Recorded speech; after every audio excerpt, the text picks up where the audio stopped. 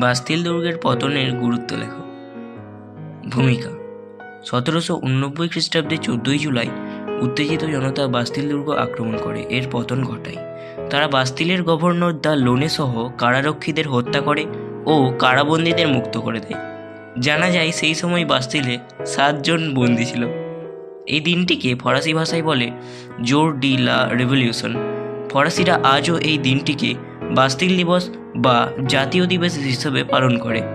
পতনের গুরুত্ব: বাস্তিল দুর্গের পতনের গুরুত্বগুলি হল: সফল প্রতিবাদ: স্বৈরাচারী রাজতন্ত্রের প্রতীক বাস্তিল দুর্গ আক্রমণ ও তার পতন ছিল রাজশক্তির বিরুদ্ধে সফল প্রতিবাদ।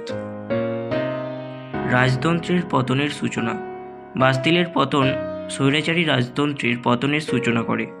মুক্তির অনুপ্রেরণা: ফ্রান্স তথা ইউরোপের মুক্তিপিপাসু মানুষের কাছে মুক্তির অনুপ্রেরণা নিয়ে আসে।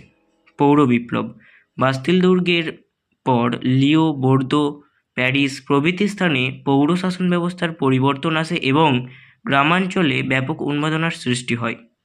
পতনের ফল: অভিজাত শ্রেণী দেশ ছেড়ে পালাতে বাধ্য হয়, ফলে বিপ্লব বিরোধী শক্তি হ্রাস পায়।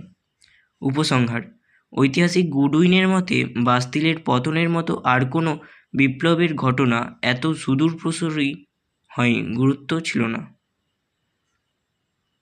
ফরাসিরা এই দিনটিকে স্বাধীনতা বা জাতীয় দিবস